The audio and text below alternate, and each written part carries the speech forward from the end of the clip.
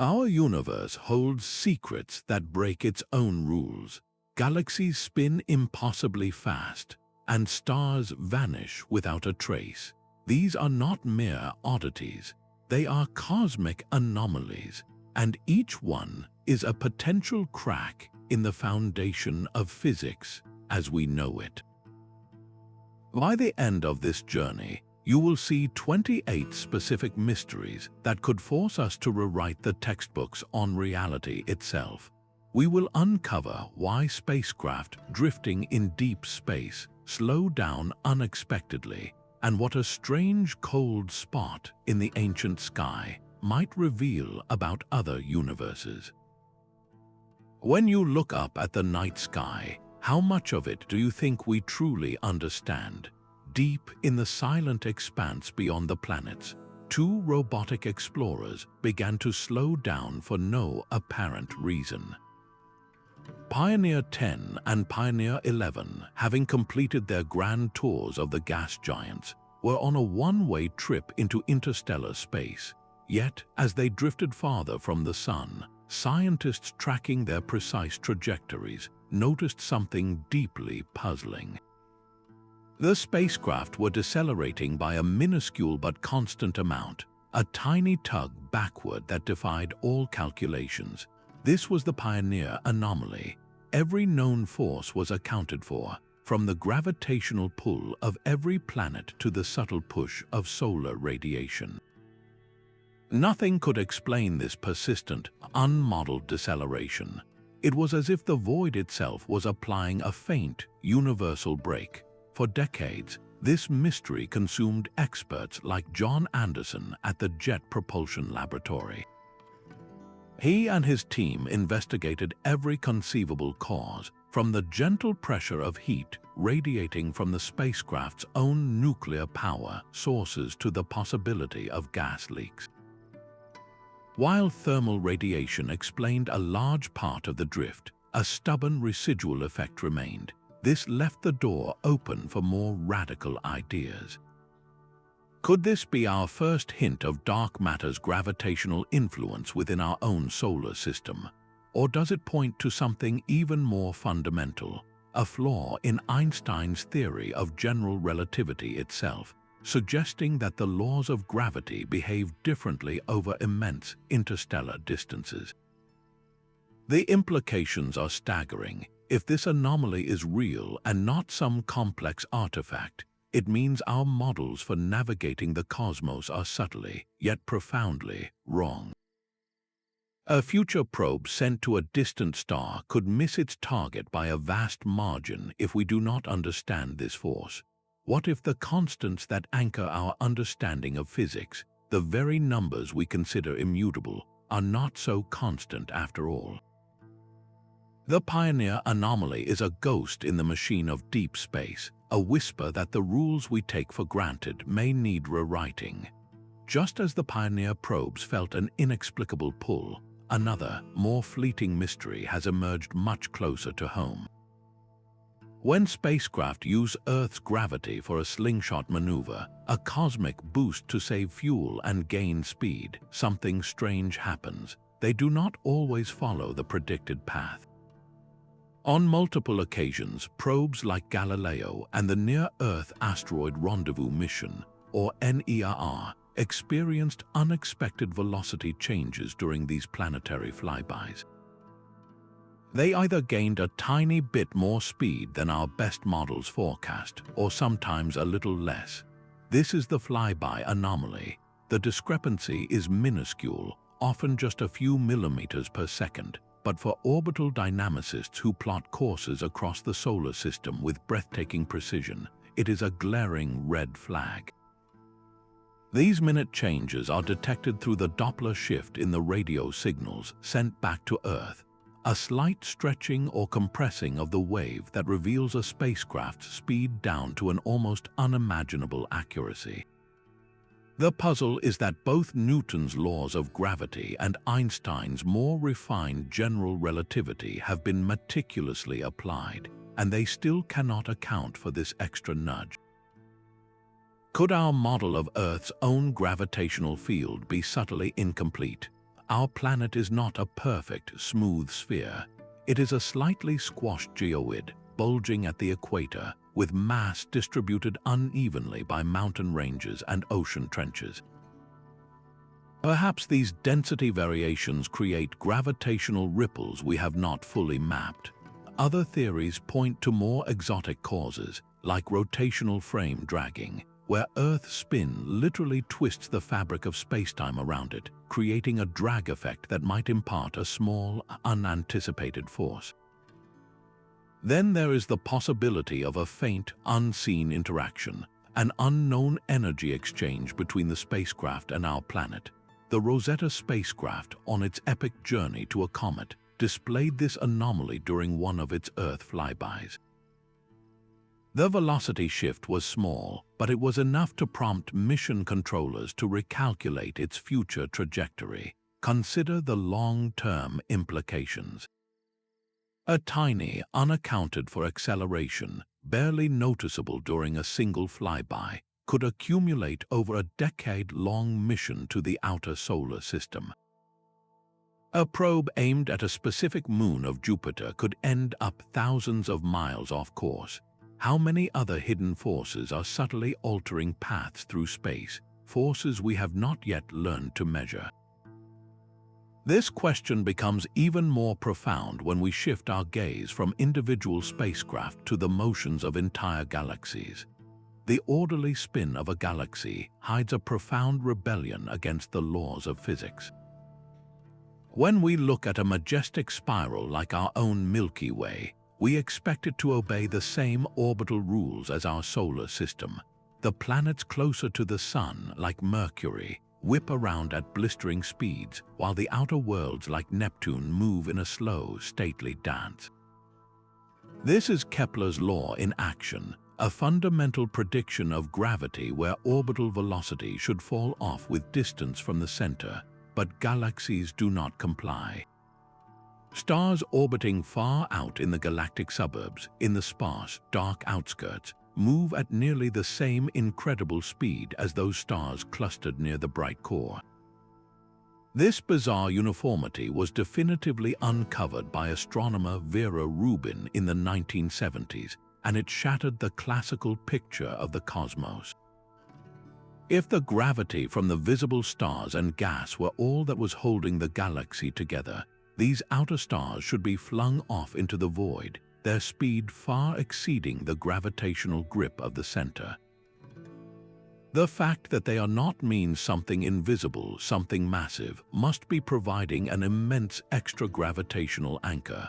We call this something dark matter. Cosmologists are unequivocal on this point. As one leading expert put it, without this dark matter component, every spiral galaxy we see would simply unravel. The stars would scatter, and the beautiful structures we observe would not exist. This is not a minor adjustment to our theories. It is a direct challenge to our entire gravitational framework, forcing us to accept that most of the matter in the universe is of a type we cannot see. The evidence for this invisible cosmos is overwhelming.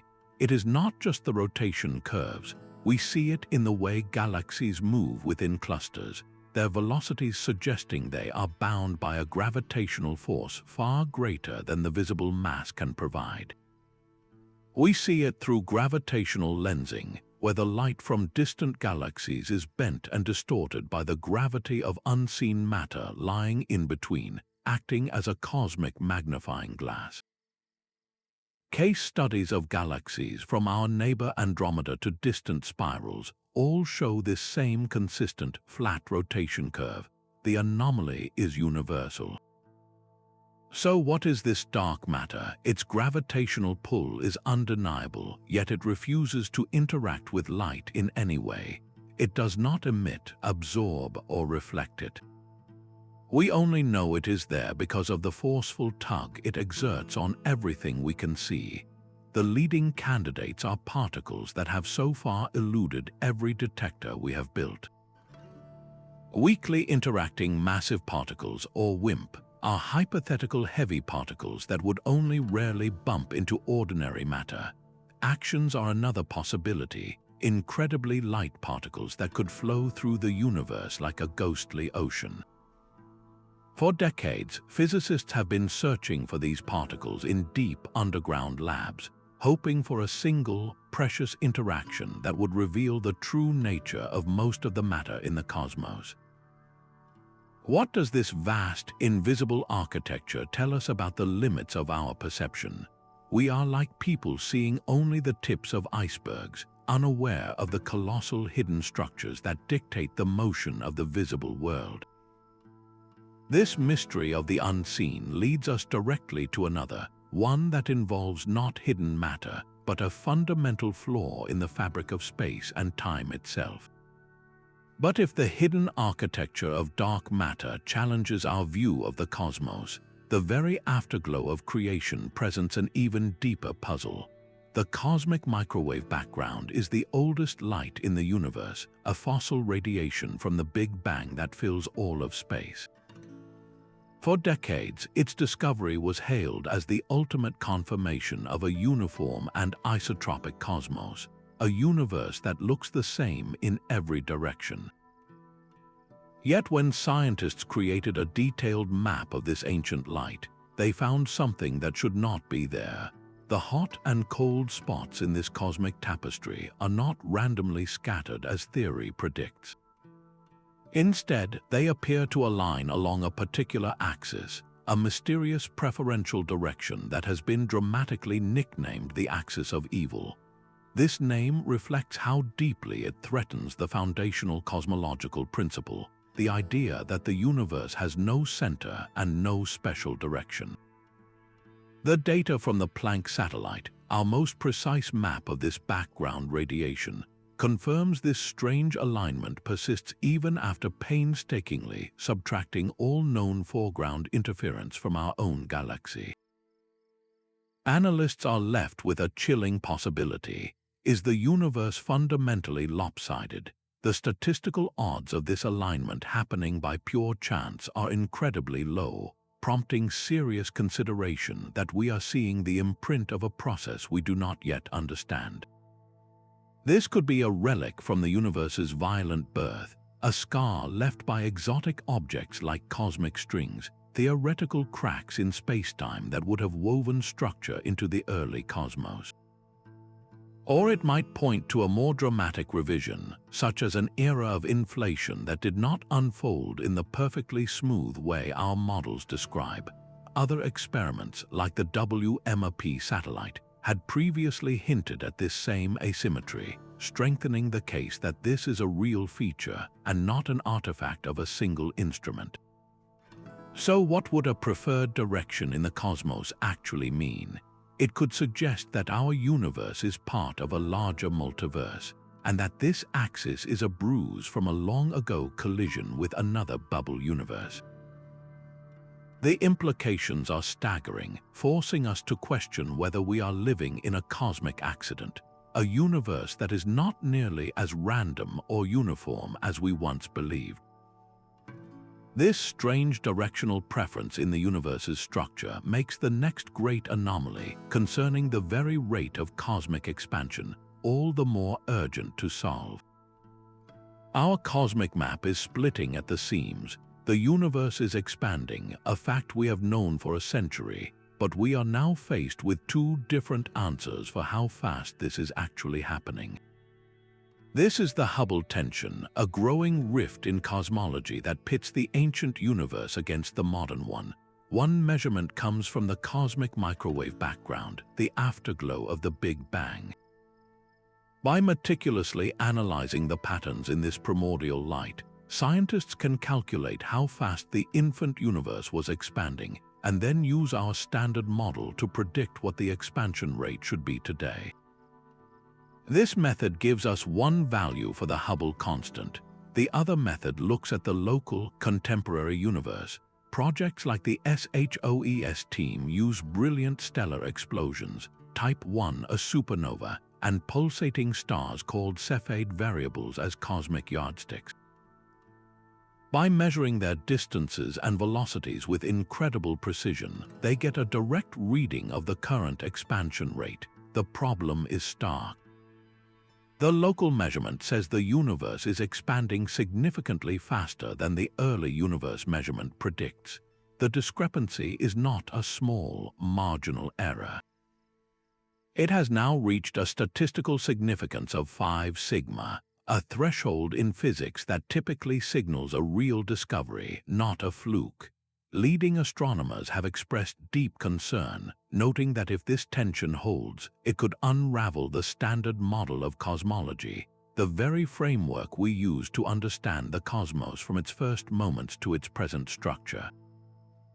So what could be causing this rift in our cosmic measurements? One compelling possibility is that dark energy, the mysterious force driving the acceleration of the universe, is not constant.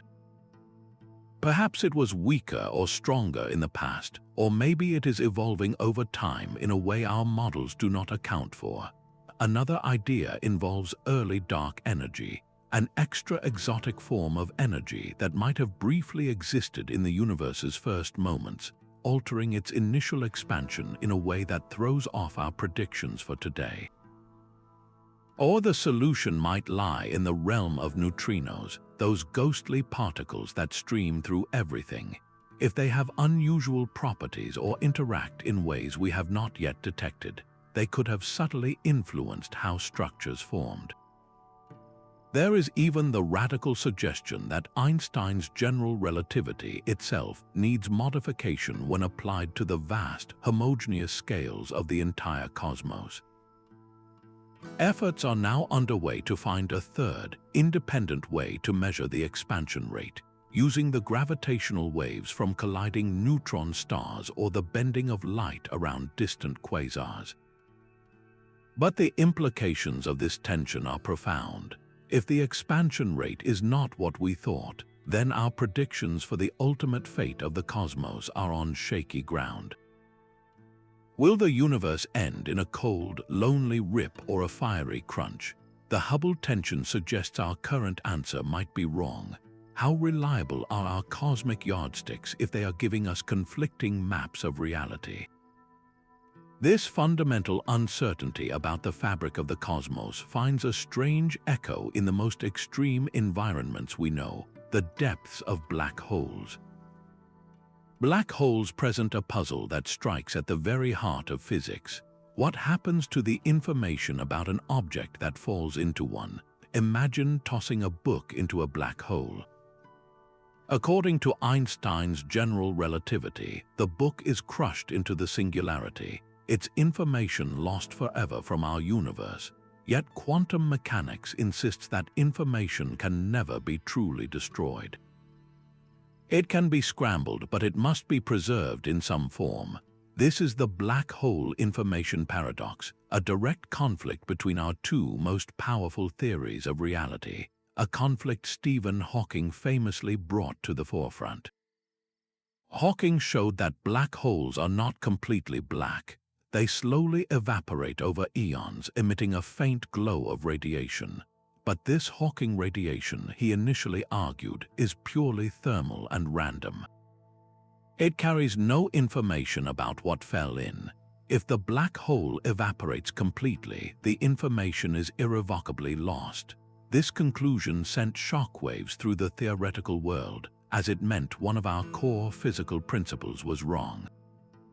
The search for a solution has led to some of the most mind-bending ideas in modern science. String theorists and those working on loop quantum gravity propose radical answers. One leading idea is the holographic principle.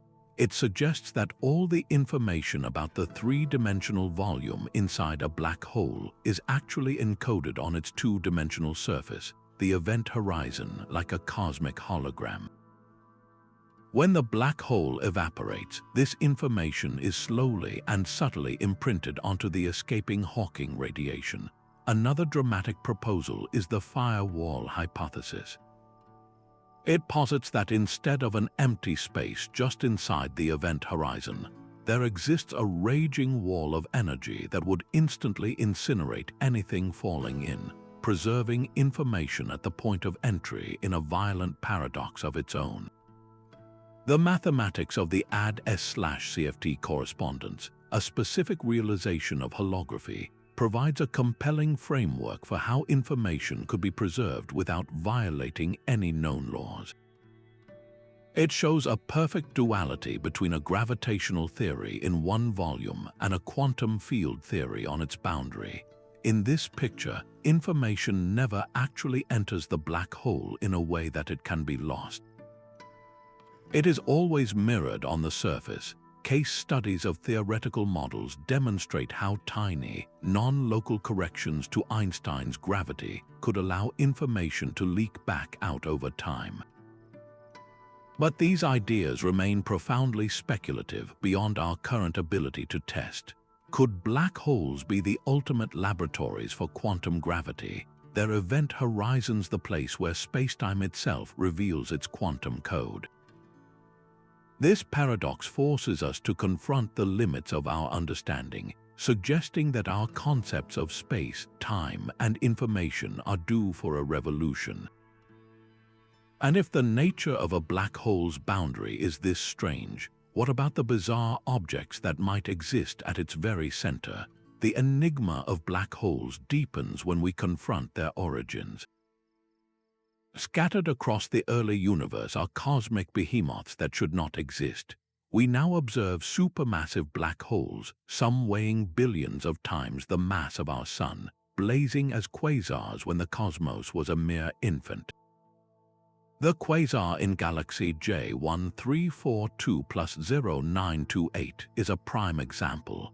It existed when the universe was only 690 million years old.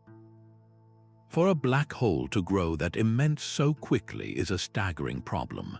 Standard models of accretion, where a black hole feeds on surrounding gas, cannot easily account for such explosive growth.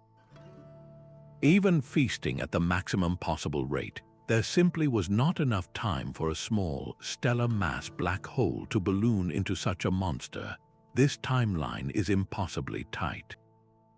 As one astrophysicist noted, these objects are not just anomalies, they are direct challenges to our understanding of cosmic structure formation and the feedback processes that regulate galaxy growth. So how did these giants arise so swiftly? The leading theories are as dramatic as the problem itself. One possibility is the direct collapse of enormous primordial gas clouds.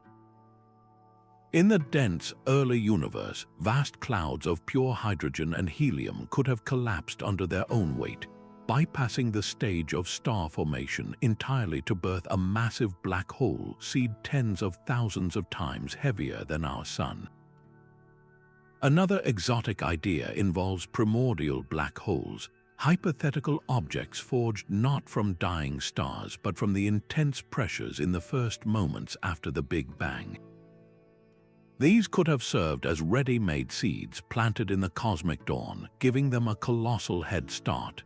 The James Webb Space Telescope is now probing this era, hunting for the faint glimmers of these first quasars and the galaxies that host them. Its detailed observations are critical for distinguishing between these formation scenarios. The implications are profound. It suggests that the very first black holes may have acted as seeds around which galaxies themselves coalesced, turning our understanding of cosmic evolution on its head. Did the black hole come first and the galaxy followed? This question of cosmic precedence leads us to wonder what other fundamental processes we have backwards. If the birth of the largest structures is mysterious, the death of the smallest stars can be just as puzzling.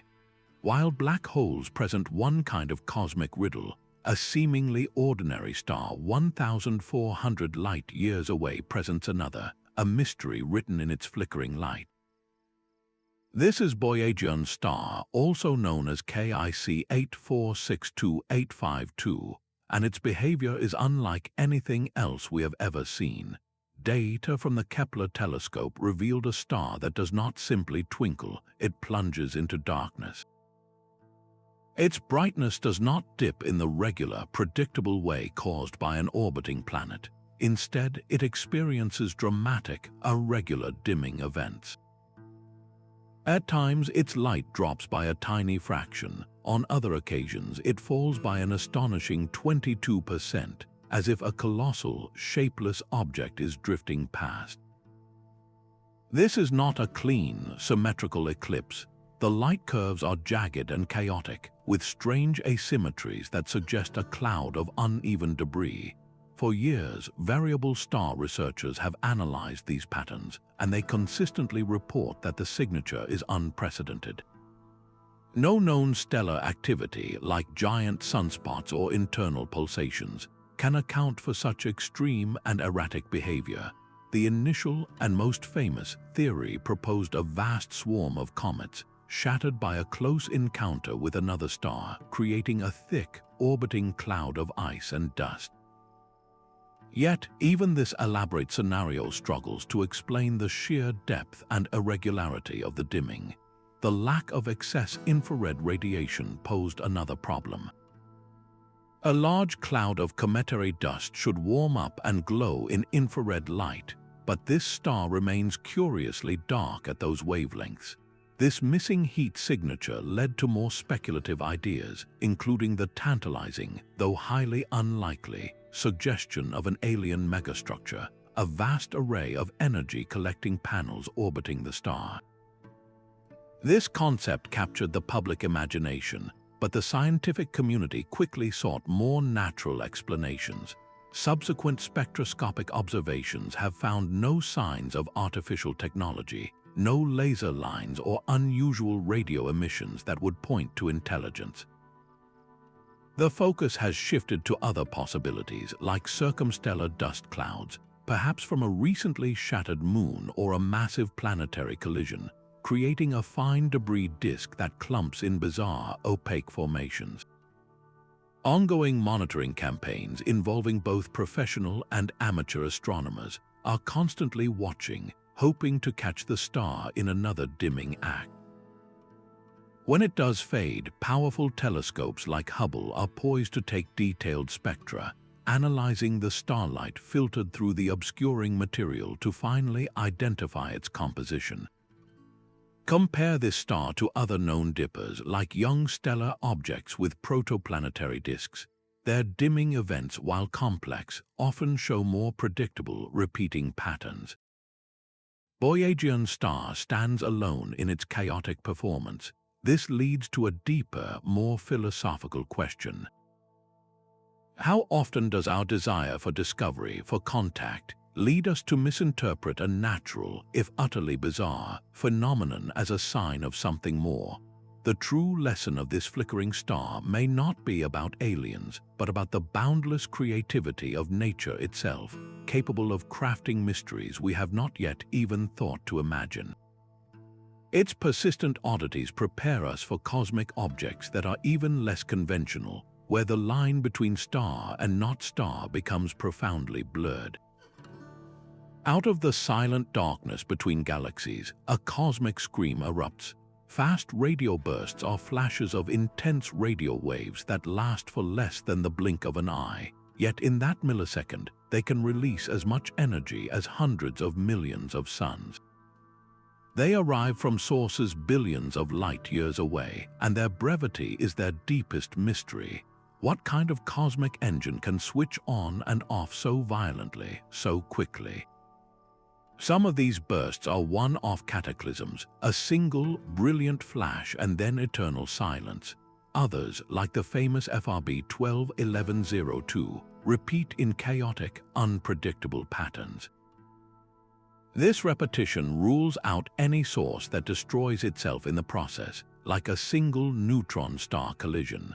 The leading suspects are magnetars, a type of neutron star with a magnetic field so powerful it could strip the information from a credit card halfway to the moon. A starquake on such an object, a sudden cracking of its rigid crust, could theoretically unleash a firestorm of radio waves. But even this extreme scenario is pushed to its limits by the sheer raw power of the largest burst. Radio astronomers point out that the signal itself holds a clue. As the burst travels across the vast intergalactic medium, its different frequencies get slightly spread out, a delay known as the dispersion measure. By measuring this smear, scientists can essentially count the number of electrons the signal has passed through, using these bursts as probes to map the invisible, tenuous gas that weaves the cosmic web between galaxies. The localization of some bursts to their host galaxies has revealed another surprise. They often originate from small, messy, and intensely star-forming dwarf galaxies, environments ripe with the kind of stellar turmoil that could create such exotic objects. The case of the repeating FRB 121102 grew even stranger when follow-up observations revealed complex changes in the polarization of its light, a twisting that suggests the signals are moving through an incredibly powerful and turbulent magnetic field, perhaps near the event horizon of a massive black hole. This has led to more speculative, thrilling ideas. Could these flashes be the signature of cosmic strings, theoretical defects in spacetime left over from the Big Bang, snapping like giant superstrings? Or are they something else entirely, a sign of physics we have not yet discovered? Each burst is a message in a bottle from the distant cosmos, carrying with it a map of all it has traveled through. What are these cosmic lighthouses trying to tell us about the most violent neighborhoods in the universe? The search for answers leads us directly to the strange, dense corpses of stars that might be powering them, objects where the rules of matter are rewritten entirely. The heart of a neutron star is a place where matter surrenders. Crushed under its own immense gravity, the star's core reaches densities where atomic nuclei cease to exist as distinct entities, merging into a seething ocean of neutrons so dense that a single teaspoonful would weigh billions of tons. The fundamental question is, what is the true nature of this material? This is the mystery of the neutron star equation of state, a simple sounding term for a profound puzzle. The equation of state is the rulebook that describes how matter behaves under these impossible pressures, dictating the star's maximum possible mass and its overall radius. For decades, theorists have proposed different rulebooks, each predicting a different internal structure. Is the core a superfluid of free neutrons, a crystalline solid of exotic particles, or does it break down into a soup of free quarks and gluons, the very building blocks of protons and neutrons? The answer lies in observations, and here, the data is creating a crisis. When the LIGO and Virgo observatories detected the gravitational waves from two neutron stars colliding, they provided a new way to measure the properties of these objects. The resulting kilonova explosion, a brilliant flash of light across the electromagnetic spectrum, offered another set of clues, yet the numbers do not always align. Measurements from these cosmic collisions sometimes suggest larger, softer stars, while data from solitary pulsars points to smaller, harder stars. This conflict suggests our models are missing a crucial ingredient. Nuclear physicists working in laboratories slam heavy ions together to create fleeting, hot versions of this dense matter, and they confirm that the behavior of the strong nuclear force under these conditions is still largely unknown. One of the most powerful constraints comes from the sheer weight of a neutron star. Pulsar PSR J0740 plus 6620 is a monstrous example. This rapidly spinning neutron star in a binary system with a white dwarf has been measured to have a mass of over 2.08 times that of our Sun. This is incredibly heavy, right at the theoretical limit for how much mass these objects can support before collapsing into a black hole. Its very existence rules out many of the softer equations of state, those that would allow for exotic, squishier forms of matter in the core, because such models cannot support a star of that weight. The star's stability is also influenced by bizarre internal properties. Deep inside, the neutrons may flow without any friction whatsoever, a phenomenon known as superfluidity, while the crust might be a lattice of iron nuclei locked in a rigid, perfect crystal. Add to this magnetic fields trillions of times stronger than Earth's, which can create mountains on the star's surface no taller than a few millimeters, yet strong enough to generate gravitational waves.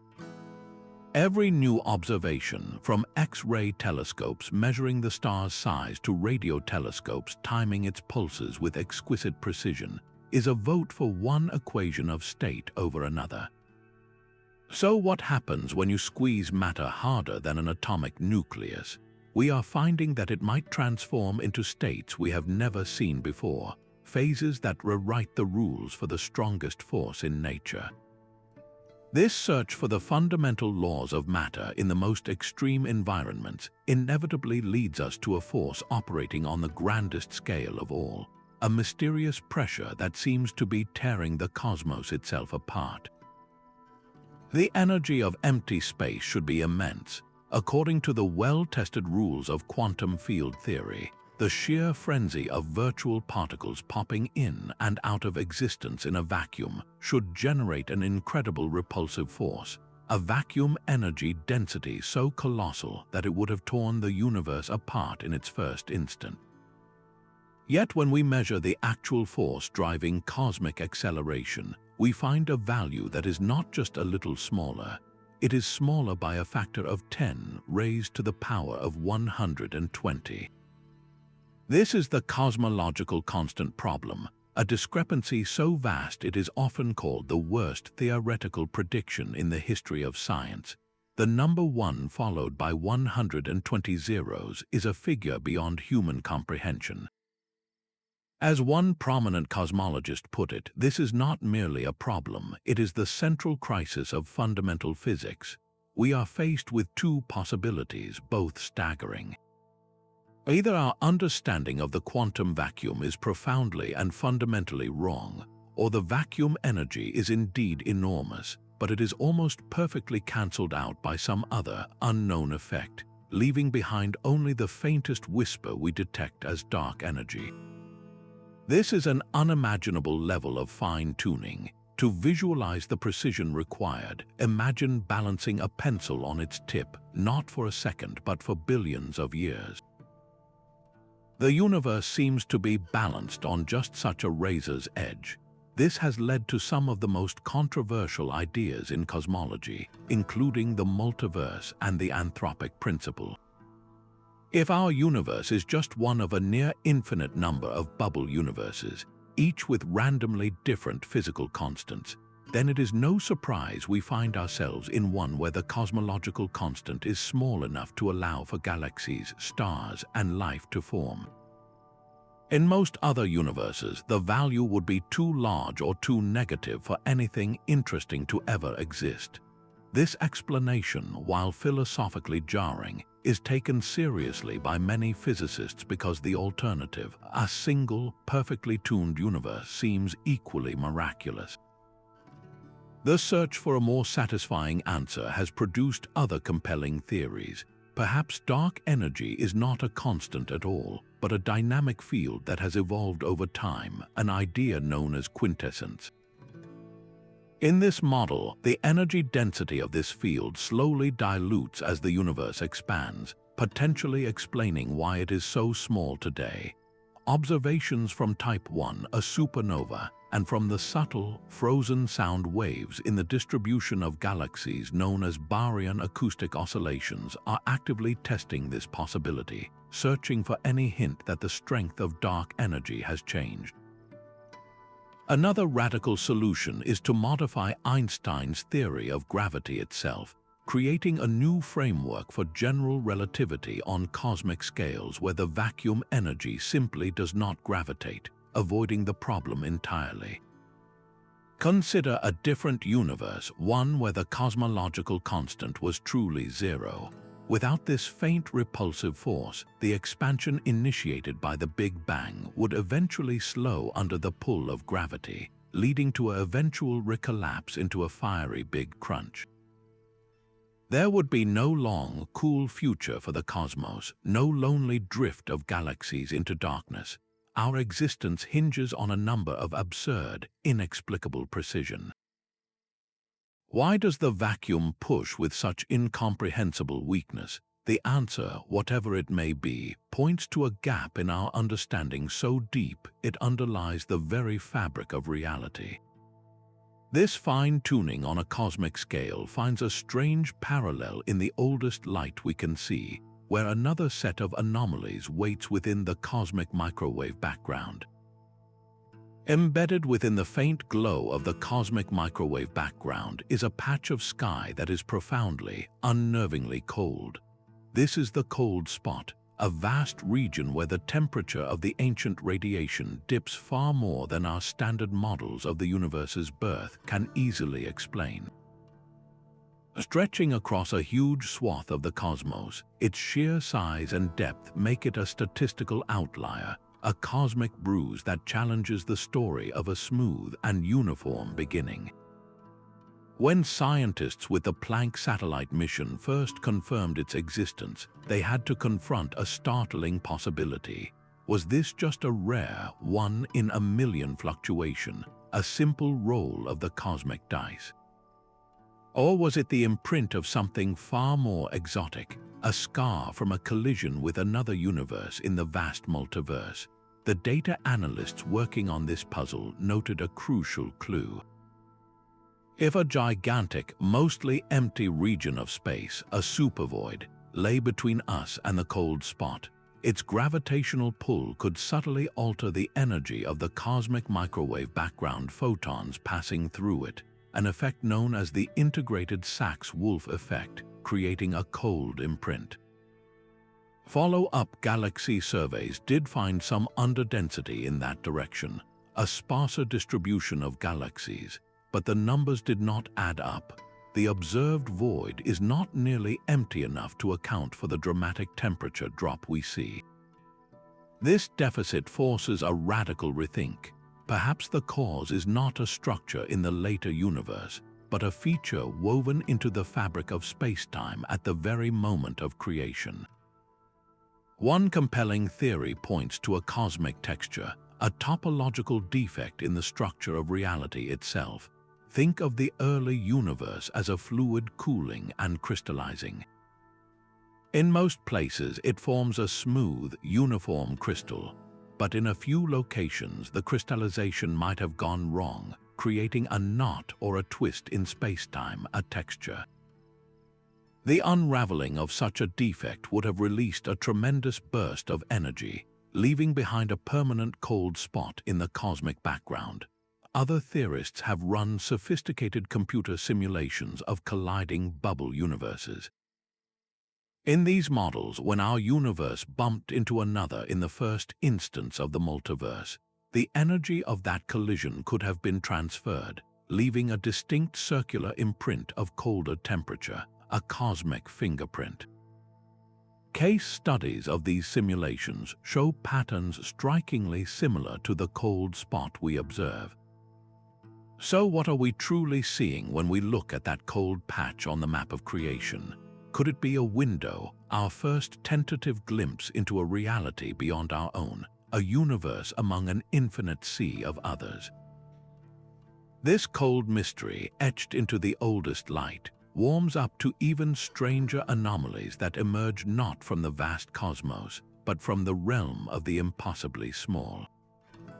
Deep within the heart of a powerful magnetic ring, a tiny, unstable particle is spinning out of control. The muon, a heavier, short-lived cousin of the electron, possesses its own internal magnet, a property physicists call its magnetic moment.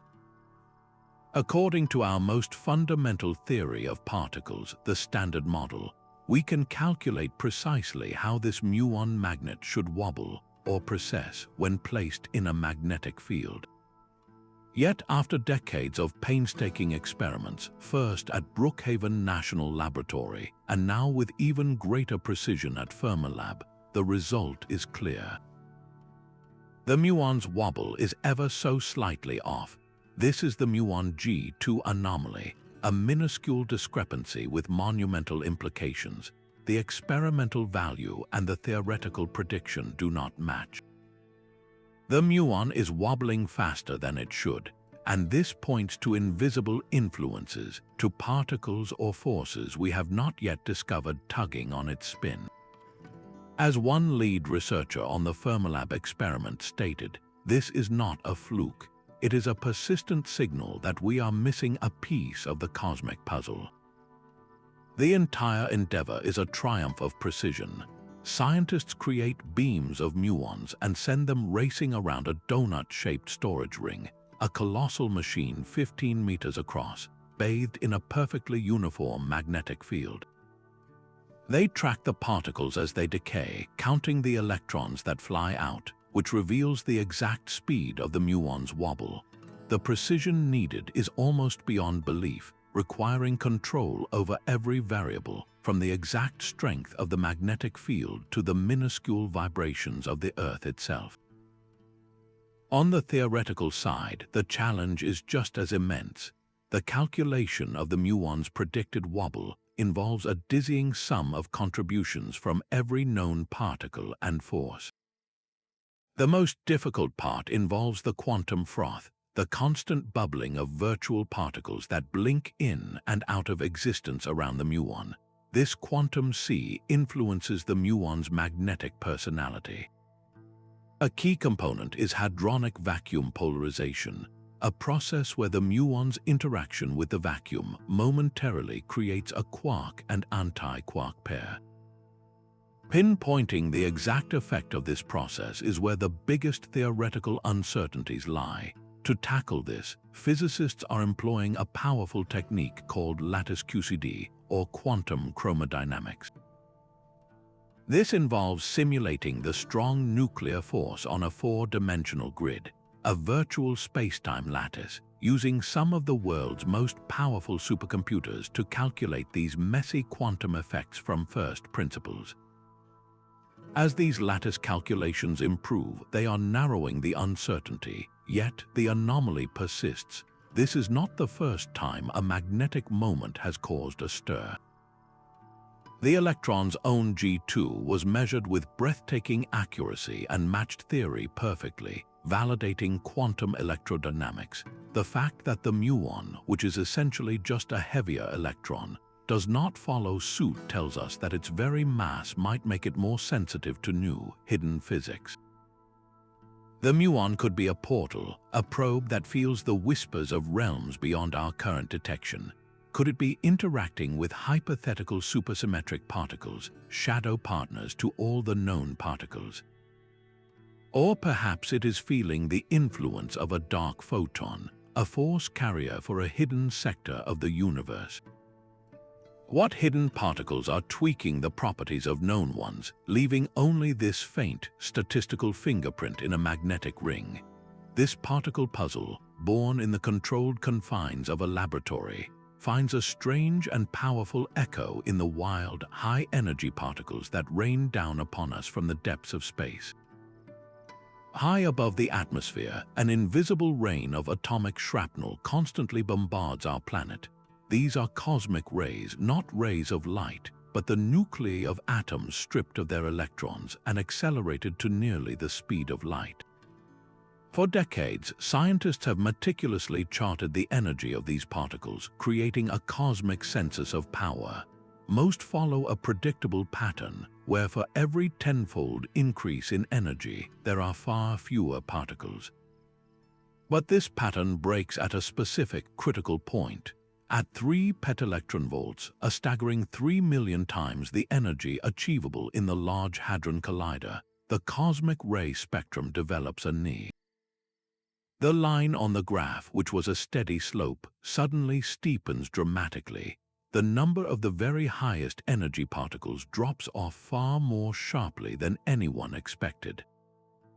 This is not a minor statistical wobble. It is a fundamental shift, a clear sign that the universe's most powerful particle accelerators are changing their tune. For astroparticle physicists, this knee is a direct challenge. The leading theory points to supernova remnants as the galaxy's primary particle accelerators.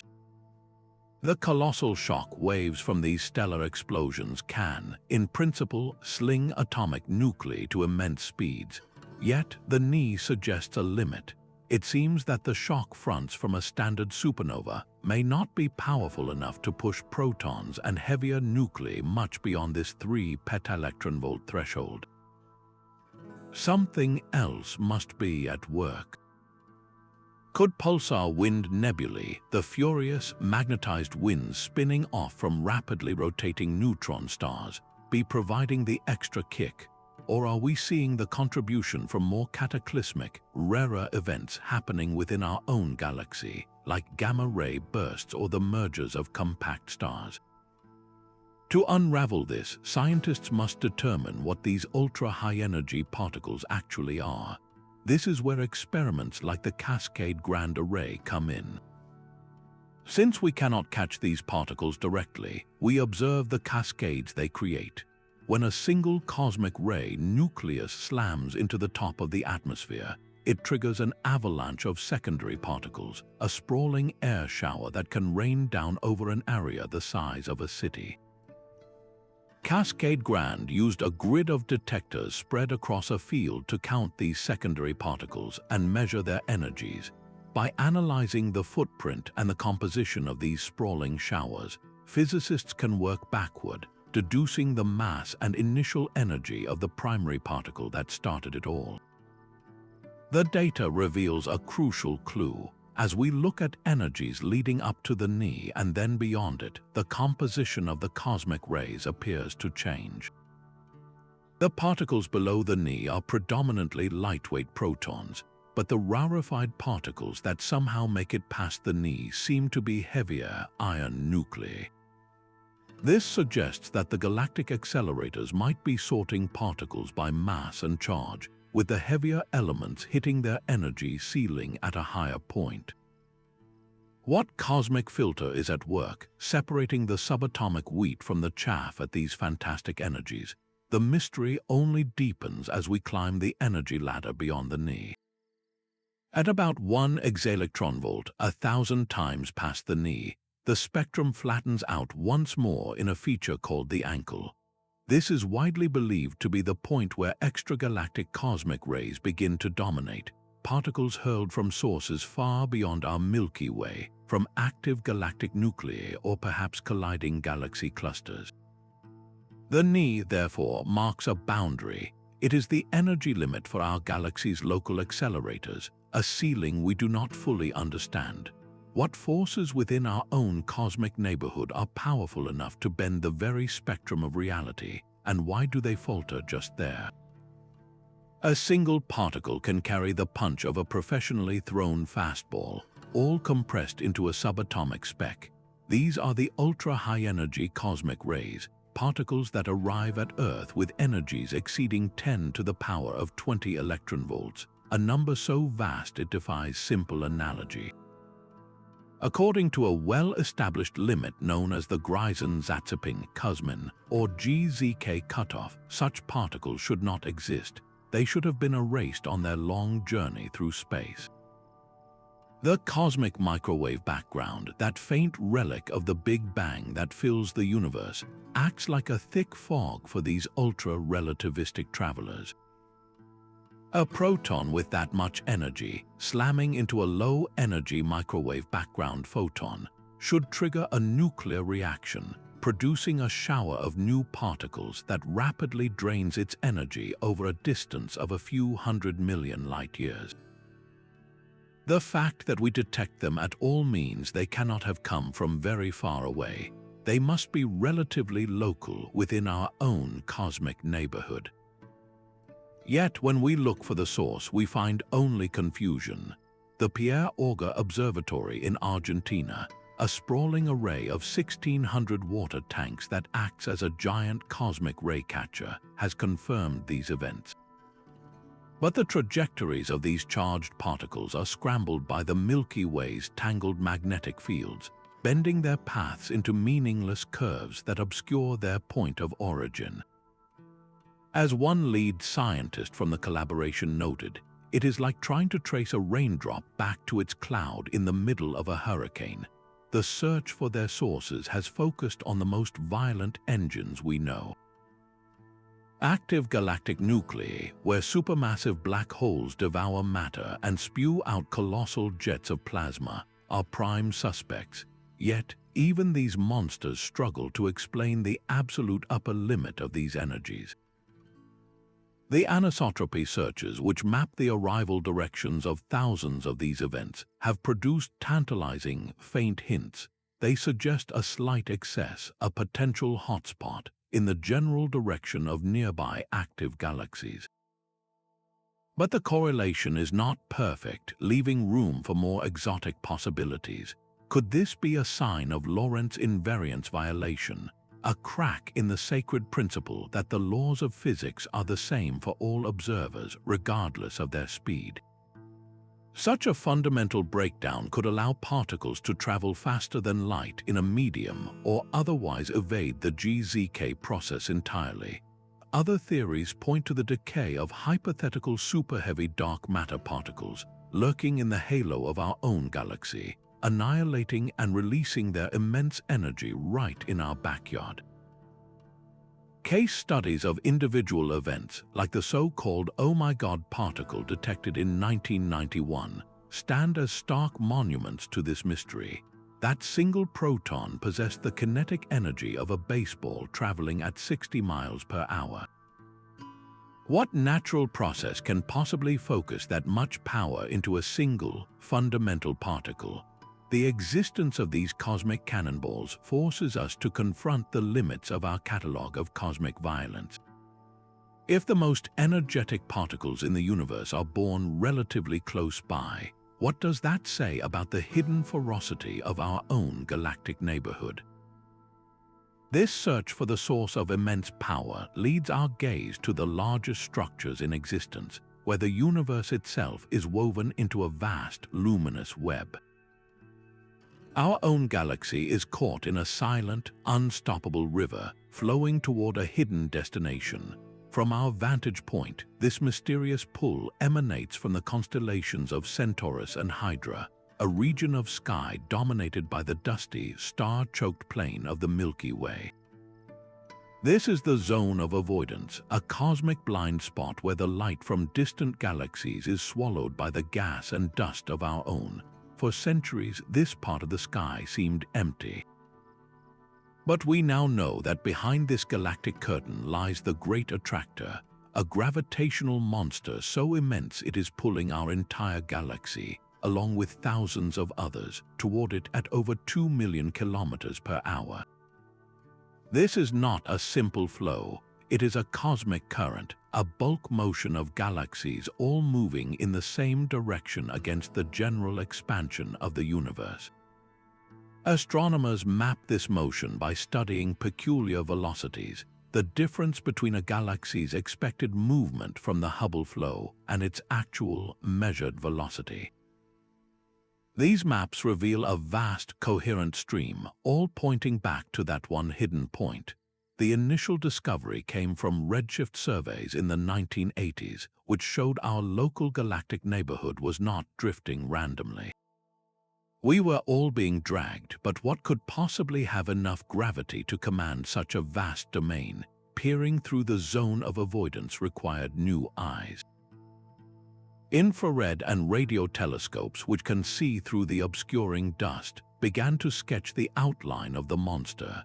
They revealed the Norma cluster, a massive gathering of galaxies right at the heart of the Great Attractor. Yet, even this huge cluster was not enough. The gravitational pull was far stronger than the visible mass could account for. The true source of the gravity, cosmologists realized, was not just one cluster, but an immense confluence of dark matter, a web of invisible mass on a scale we were only beginning to comprehend. This realization led to an even grander discovery. The Great Attractor itself is not the final destination, but merely a waypoint in a much larger cosmic structure. We are part of a supercluster of galaxies now named Laniakea, a Hawaiian word meaning immense heaven. Laniakea spans over 500 million light-years, and its gravitational heart lies near the Great Attractor. Our Milky Way resides on a distant suburb of this colossal continent of galaxies, and the pull does not stop there. Beyond the Great Attractor lies an even more massive concentration of mass, the Shapley supercluster, the largest such structure in our observable universe. It too adds its own immense gravitational tug to the flow, so we are not just falling toward the Great Attractor, we are falling with it, caught in a wider current toward Shapley's distant shore. How much of the cosmos remains hidden not by distance, but by the simple accident of our position within a dusty galaxy? This grand map of invisible flows and dark matter concentrations challenges our place in the cosmos, suggesting we are mere passengers on a ride whose ultimate driver we cannot yet see. Just as the distribution of matter on the largest scales holds profound secrets, so too does the recipe of the universe in its first, fragile moments. The universe's first few minutes were a cosmic kitchen, cooking up the primordial elements. In that frantic burst of nucleosynthesis, protons and neutrons fused to form the lightest nuclei, leaving behind a specific recipe predicted by our most rigorous models. Hydrogen and helium were produced in abundances that match our observations almost perfectly, but for one element the prediction fails spectacularly. The amount of lithium-7, the universe's third lightest element, is all wrong. In the oldest stars in our galaxy, those pristine stellar relics that formed from nearly pure primordial gas, astronomers find only about 1/3 of the lithium that Big Bang nucleosynthesis says should be there.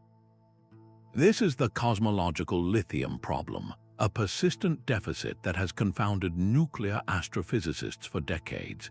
As one researcher put it, everything else fits so beautifully that this single outlier is like a screaming alarm that we are missing something fundamental.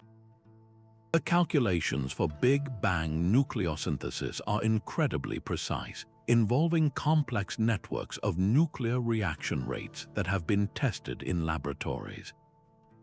The predicted lithium abundance is not a loose guess. It is a firm number derived from the known laws of physics applied to the hot, dense early universe. Yet when we look at the atmospheres of ancient, metal-poor stars in the galactic halo, the lithium measurement consistently comes up short. This forces a difficult choice. Either our understanding of nuclear physics in that primordial cauldron is subtly incorrect, or something happened after the Big Bang to systematically destroy this fragile element in the very stars we use as cosmic probes. Stellar astrophysics adds layers of complexity. Could these old stars be churning their inner layers, dragging surface lithium down into hotter regions where it is easily fused into heavier elements? Different types of stellar atmospheres can also affect the spectral lines we use to measure lithium, potentially leading to underestimates. However, extensive studies of a wide range of these ancient stars show the lithium deficiency is too consistent and too large to be explained away by stellar processes alone. This has led to more radical proposals rooted in new physics. Perhaps unknown particles were present in the early universe, subtly altering the nuclear reaction pathways. Actions a leading dark matter candidate could have influenced neutron production or decay rates. Other theories suggest that the fundamental constants, like the fine structure constant that governs the strength of electromagnetic interactions, might have been slightly different during those first critical minutes. A tiny variation could have shifted the entire nuclear chain, resulting in less lithium being forged. So why did the universe make so little of this element? This is not just a question about lithium. It is a question about the stability of physical laws across time and the completeness of our story of cosmic dawn. This elemental puzzle, etched in the light of the oldest stars, forces us to wonder if the simplest ingredients of our reality were assembled under rules we have not yet uncovered. In the ancient, dense cities of stars known as globular clusters, where suns are packed together by the millions, astronomers find celestial imposters. These are the blue stragglers, stars that shine with a brilliant, youthful blue light, standing out starkly amongst their elderly, redder neighbors. Their very existence is a rebellion. In a cluster where every star was born in the same primordial burst billions of years ago, all the massive, hot, blue stars should have burned out eons ago, leaving behind only cooler, longer-lived red stars. The blue stragglers, however, are blazingly alive, as if they have discovered a cosmic fountain of youth. How do stars in these retirement communities suddenly regain their vibrant youth? Stellar astronomers point to two violent and intimate processes unique to these crowded environments. The first is direct collision. In the tight gravitational dance of a globular cluster, stars can swing too close to one another, and a head-on crash can fuse two older, lower-mass stars into a single, more massive, hotter and bluer star. This stellar merger effectively resets the clock, creating a new, more massive object that burns brightly as if it were just beginning its life. The second path involves a slower theft. Many stars exist in binary systems, and if they orbit closely enough, one star can gravitationally siphon hydrogen fuel from its companion. This mass transfer rejuvenates the thief, providing it with fresh fuel to burn hotter and bluer, while its donor star is left depleted. Spectroscopic analysis provides the evidence for these dramatic lives.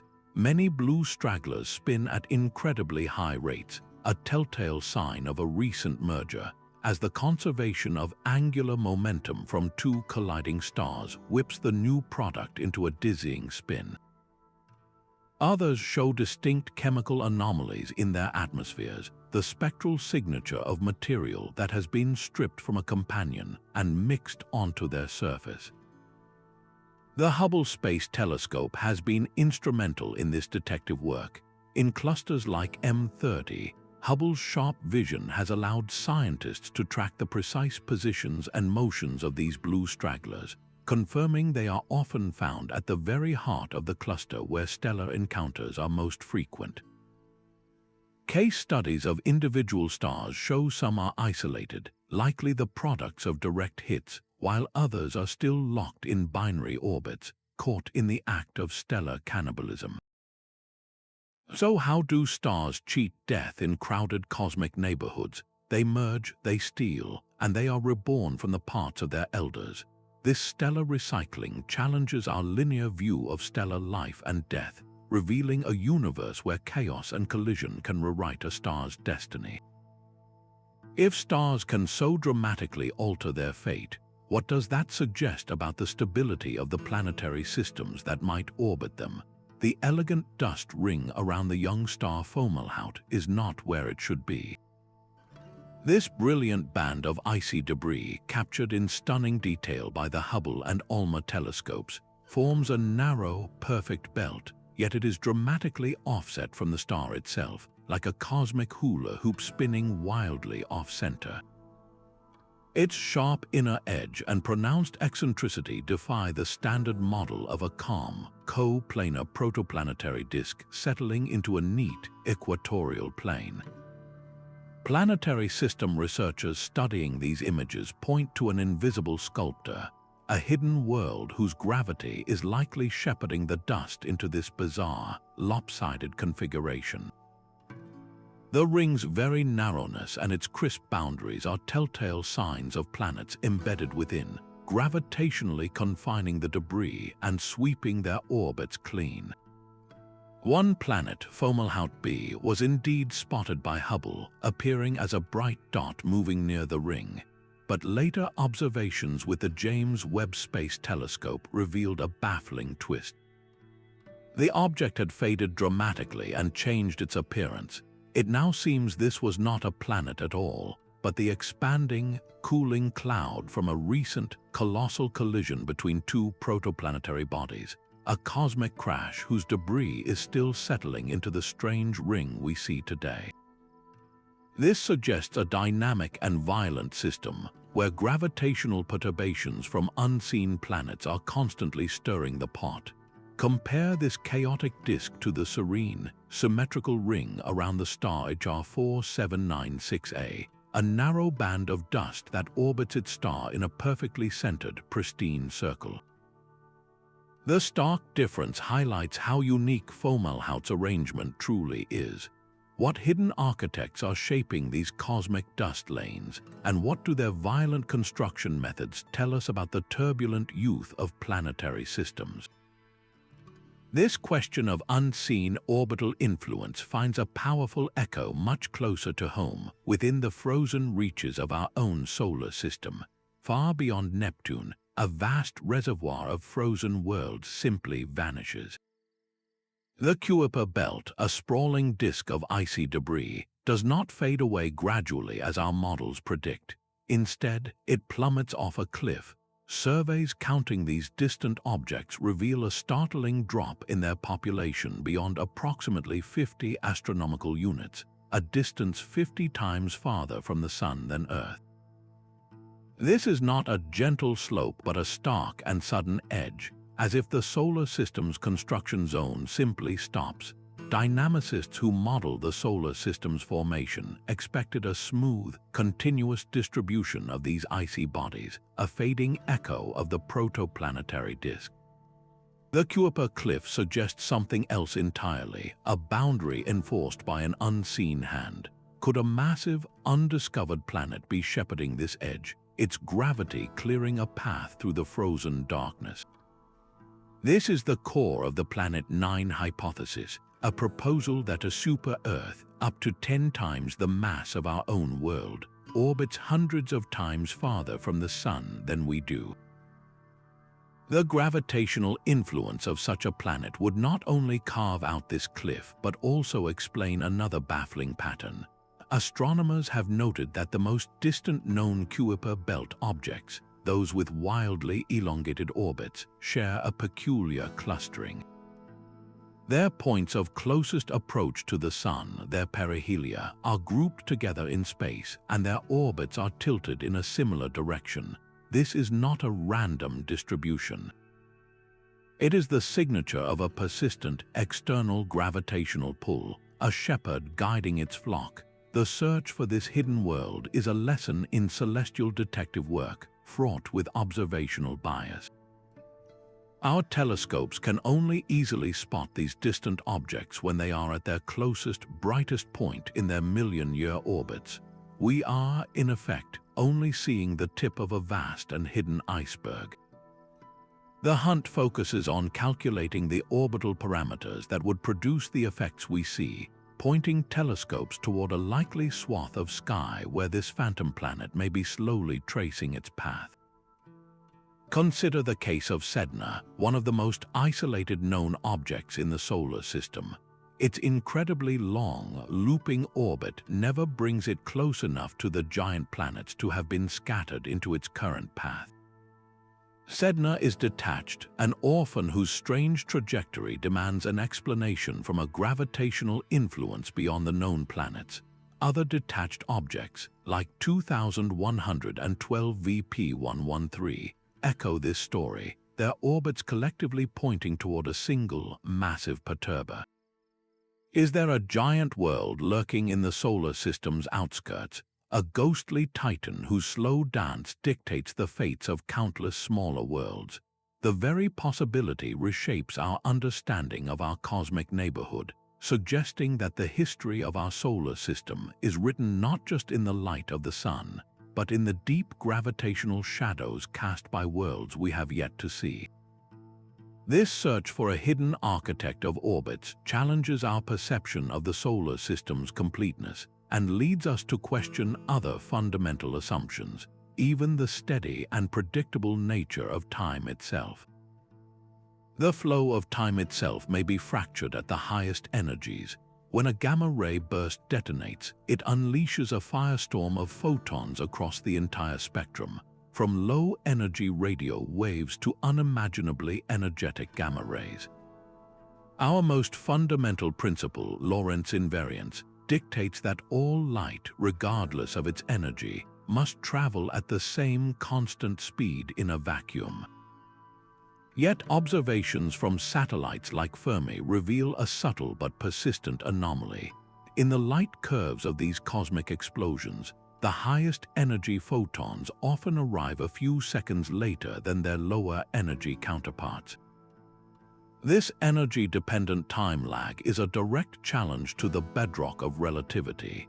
It is as if the most energetic messengers from these cataclysms are wading through a thicker medium, a cosmic molasses we cannot see.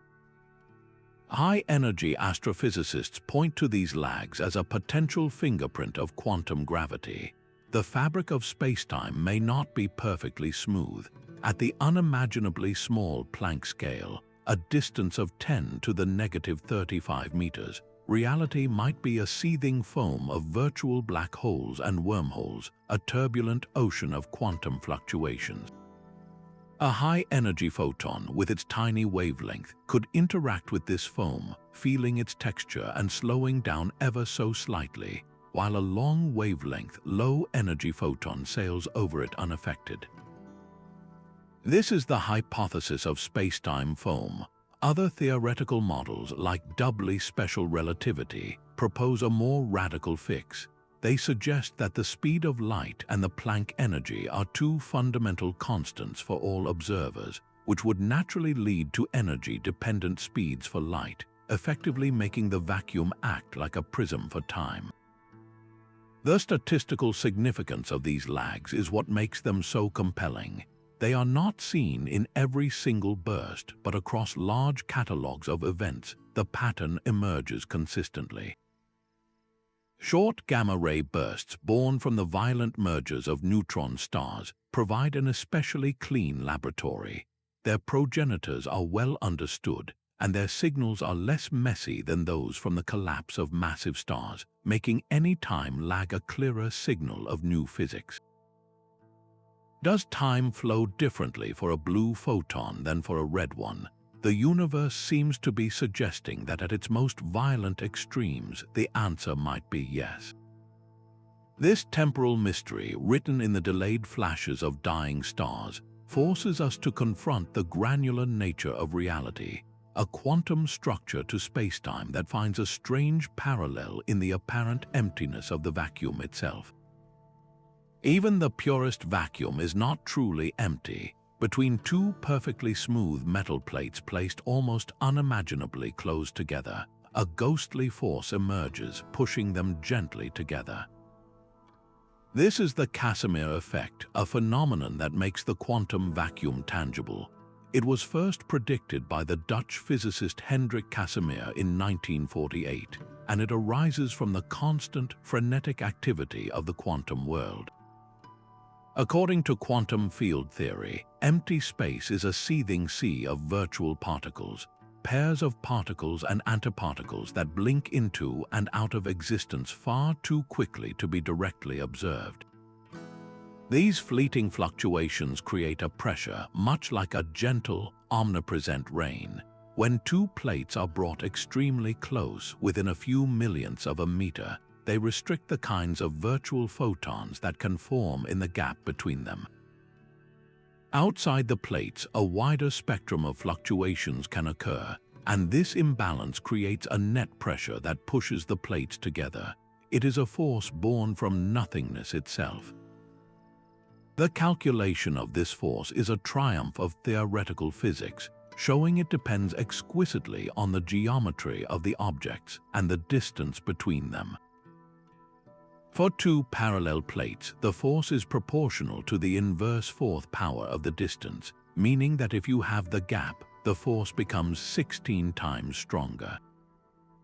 This precise prediction has been confirmed in numerous laboratory experiments, using not just plates but also spheres and more complex shapes. Recent measurements have employed advanced materials like gold-coated surfaces and sophisticated micro-electromechanical systems, or MEMS, to measure the force with astounding accuracy. This is not just a laboratory curiosity. the Casimir effect has real-world applications, presenting both a challenge and an opportunity for nanotechnology. In the tiny moving parts of microscopic machines, this quantum force can cause components to stick together, a phenomenon known as stiction that engineers must carefully design around. Conversely, some researchers are exploring ways to harness the Casimir force for quantum levitation or to create frictionless bearings on a microscopic scale. The effect is so sensitive that it is even being used to search for hypothetical new forces, deviations from Newtonian gravity that might operate at microscopic distances. Yet for all its tangible reality in the lab, the Casimir effect points to a cosmic crisis. If you take the energy density of these quantum fluctuations implied by the effect and scale it up to the entire universe, you get a number that is catastrophically large. The vacuum energy density calculated from quantum field theory should be powerful enough to tear every atom in the universe apart in an instant. But when we measure the actual energy of the vacuum through its cosmological effect, which we call dark energy, the value is almost zero. It is smaller by a factor of 1 followed by 120 zeros. This is the worst discrepancy in all of physics. Why does the vacuum scream with such incredible energy in our quantum theories, yet whisper with such incomprehensible weakness across the cosmos? The Casimir force is a direct, measurable proof that the quantum vacuum is real and active, but its behavior on the human scale gives us no hint of the profound silence that reigns over the universe at large. This bizarre disconnect between the quantum world and the cosmic one forces us to ask what other fundamental truths about light and its journey might be hidden in plain sight. The light from a galaxy holds a secret test of cosmic expansion. The Tolman surface brightness test is a simple yet profound cosmological probe. It states that in an expanding universe, the surface brightness of a galaxy, its apparent luminosity spread across its angular size, should fade dramatically as its redshift increases. This is because the light is not only stretched to redder wavelengths but also diluted by the expanding space itself. The predicted dimming is severe, following a specific mathematical relationship. Yet when astronomers point the Hubble Space Telescope at distant, high redshift galaxies and compare them to nearby ones, some observations reveal a puzzling defiance. The surface brightness does not drop off as sharply as the standard model commands. This is not a minor discrepancy. It suggests that either our understanding of galaxy evolution is fundamentally flawed, or the very story of cosmic expansion is not what we believe. Observational cosmologists who specialize in this test emphasize its unique sensitivity. It probes the redshift-distance relation in a way that is independent of other methods, and it is acutely vulnerable to changes in a galaxy's intrinsic brightness over time. The core of the debate lies in the painstaking corrections that must be applied. Is a distant galaxy dimmer because the universe has expanded, or is it intrinsically different from its local counterparts? Researchers must account for the aging of stellar populations as older stars are redder and fainter. They must model the obscuring effects of cosmic dust, which can redden and dim starlight in ways that mimic the effects of expansion. The literature is filled with competing analyses, some claiming the anomaly vanishes once meticulous corrections for evolution are made, while others insist a significant residual tension remains. Consider the case of ultra-compact galaxies. These dense, massive stellar systems seen in the early universe appear to have surface brightnesses that are far too high for their immense distance. They seem to defy the cosmic fade, shining with an unexpected brilliance. Do these objects represent a population that evolves in a completely unexpected way, perhaps undergoing intense, compact bursts of star formation that make them artificially bright? Or are they telling us that the expansion-driven dimming is not as strong as our models predict, lending credence to alternative ideas like the tired light model, where photons gradually lose energy during their long journey through a non-expanding space? Are we misreading the cosmic expansion from the light of ancient island universes? This photometric puzzle, etched in the faint glow of distant suns, inevitably draws our attention to another way light is manipulated by the cosmos, through the warping of spacetime itself. A cosmic collision has given us our clearest portrait of the invisible, when two galaxy clusters, each containing hundreds of galaxies, slammed into one another. They created the system known as the bullet cluster. This was not a slow merging but a violent, high-speed impact. The most telling evidence comes from separating what we see from what we feel. The Chandra X-ray Observatory mapped the colossal clouds of superheated gas that fill the space between the galaxies. This ordinary matter, slamming together in the collision, glowed brilliantly in X-rays, and it was slowed and piled up in the center, like two clouds of smoke merging. But that was only part of the story. Using the Hubble Space Telescope and other observatories, astronomers then mapped the true mass of the clusters not by looking at light, but by observing how the cluster's gravity warps the light from more distant galaxies behind them, an effect called gravitational lensing. The result was stunning. The peaks of the total mass, the true gravitational anchors of the system, were not where the glowing gas was concentrated. They had sailed right through the collision site, lagging far behind the intergalactic gas. The visible matter and the source of gravity had been physically torn apart. For researchers who study galaxy clusters, this is the smoking gun for dark matter. The explanation is elegantly simple. The vast majority of matter in those clusters is dark matter, which does not interact with light or even with itself. It feels gravity alone. When the clusters collided, the clouds of ordinary gas made of protons and electrons slammed into each other, creating friction and heat that slowed them down.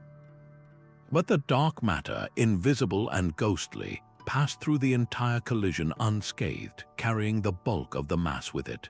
This single observation deals a devastating blow to theories like modified Newtonian dynamics, or MUND, which try to explain away missing mass by tweaking the laws of gravity. MUND cannot easily explain why the gravitational field would be separated from the visible matter in such a clean, dramatic way. The kinematics of the collision are laid bare in the data. The temperature profile of the piled-up gas reveals a shock front, a cosmic sonic boom marking the violence of the impact. The density profiles from the lensing maps show the dark matter halos, now separated from their original galactic homes, continuing on their trajectories.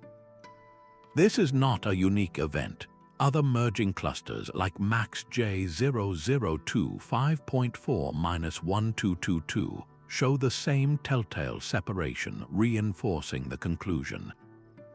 How can matter be invisible yet dictate the motion of everything we can see? The bullet cluster answers by showing us the ghost, not by seeing it directly, but by watching everything else move around it.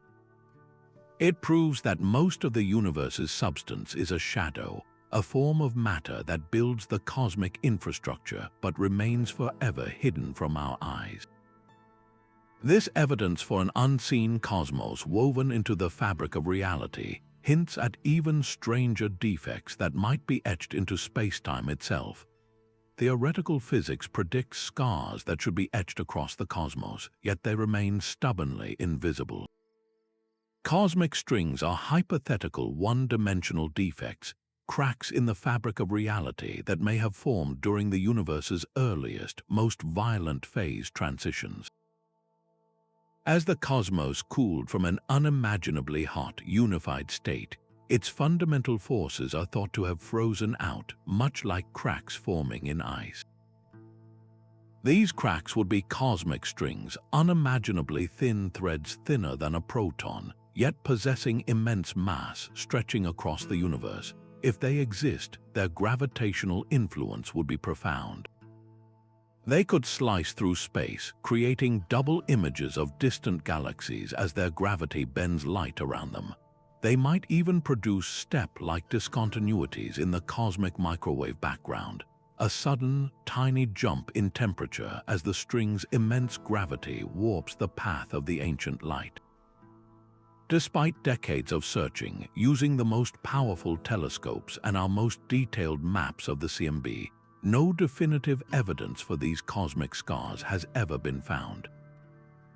This persistent non-detection is, in itself, a major anomaly.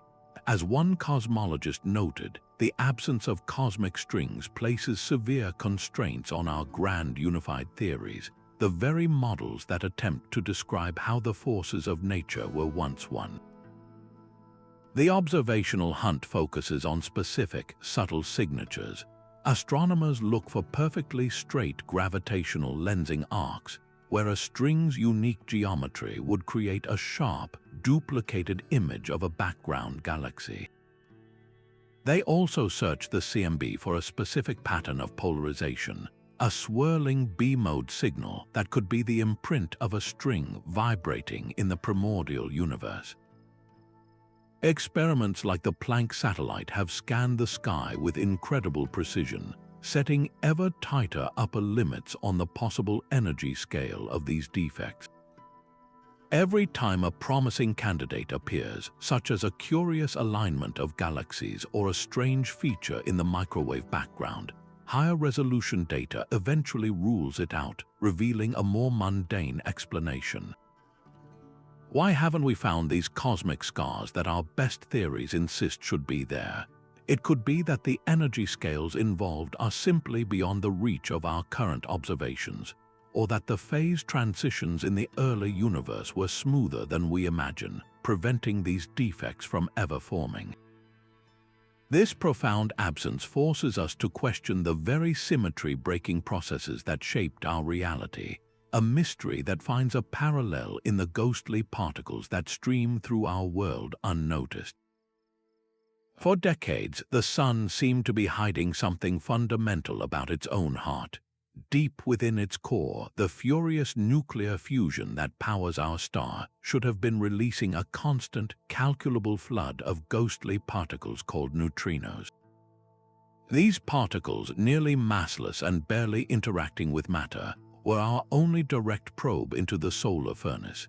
Yet when physicists like Ray Davis built the Homestake experiment, a vast tank of cleaning fluid buried a mile underground to shield it from cosmic interference, they found a baffling deficit.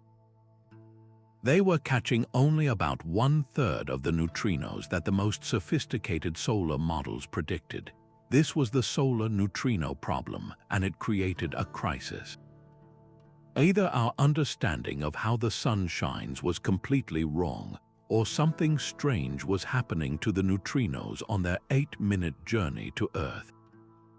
The Homestake detector was sensitive to only one type, the electron neutrino, and it seemed the Sun was simply not making enough of them.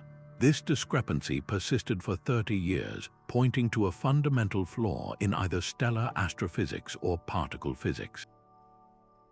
The resolution came from a revolutionary idea. What if the neutrinos were not disappearing, but simply changing their identity?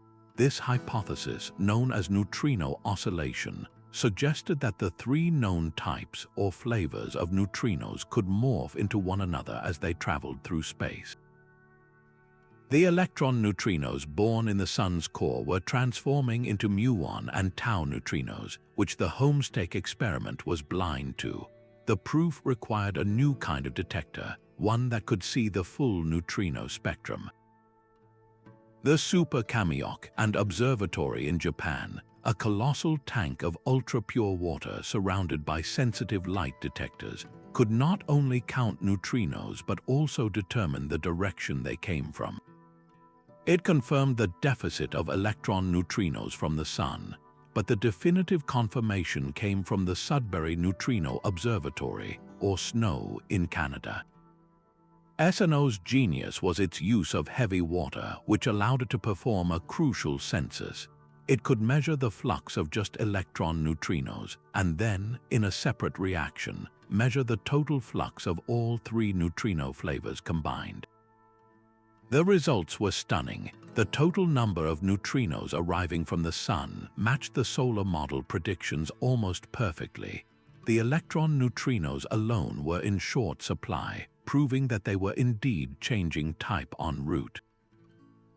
This was not a simple transformation in a vacuum.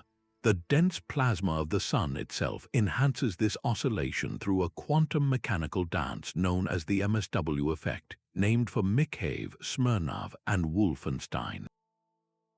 As the electron neutrinos travel out from the core, they interact with the electrons in the solar matter, which resonantly amplifies their conversion into other flavors. This matter-enhanced oscillation was the final piece of the puzzle. The case was closed. The Sun was producing the expected number of neutrinos all along. We just needed to learn how to see them properly. But the implications of this solution were profound. For neutrinos to oscillate, they must have mass, a property the standard model of particle physics had always assumed was zero. This one anomaly, born from counting particles from the Sun, forced a rewrite of the rulebook for all fundamental particles. How do these elusive cosmic ghosts, which stream through our bodies by the trillions every second without a trace, reveal the inner workings of stars and the deepest laws of the universe? They do so by being themselves, by their very nature as shape-shifting entities that defy our simplest categories. This discovery in the faint flashes of light within deep underground tanks opens our eyes to the subtle glow that fills the spaces between the stars, a pervasive light that itself holds a puzzling story. A faint, all-pervasive glow fills the dark voids between the galaxies. Our most powerful telescopes, like Spitzer and Herschel, have mapped this cosmic infrared background, the combined heat signature of every star and galaxy that has ever burned across cosmic history. But when astronomers meticulously add up the light from every known galaxy, from the brightest spirals to the faintest dwarfs, the numbers do not match. The sky itself is brighter than it should be. This is the cosmic infrared background excess, an unexplained surplus of heat that suggests our census of the cosmos is profoundly incomplete. The light we see from individual galaxies is only half the story. The rest of this pervasive glow must come from sources we have not yet seen, a hidden population of cosmic objects bathing the universe in a warmth we can only detect as a faint statistical whisper. Infrared astronomers who study this background describe it as a fossil record of star formation, but one with pages missing. The process of measuring it is a monumental task of subtraction. Scientists must first remove all the foreground light from our own solar system and the dust of the Milky Way, a painstaking effort to isolate the truly extragalactic signal. Then they model the expected light from every galaxy we can catalogue, pushing telescopes to their absolute limits in deep field surveys that stare for days into a single, seemingly empty patch of sky. Even after counting the faintest, most distant blobs of light, a stubborn excess remains, particularly at specific mid to far infrared wavelengths. What could be producing this diffuse, universal heat? The leading theory points to a universe teeming with faint, dusty galaxies that are simply too obscured and too distant for our current telescopes to resolve individually. In their youthful, chaotic phases, these galaxies would be shrouded in thick clouds of dust, absorbing their starlight and re-radiating it as this diffuse infrared glow. They are the hidden majority, the cosmic infrastructure whose combined output creates this unexplained background, but there are more exotic possibilities. Could this excess be the collective warmth of primordial black holes, countless tiny singularities forged in the Big Bang, slowly evaporating and radiating their energy away across the eons?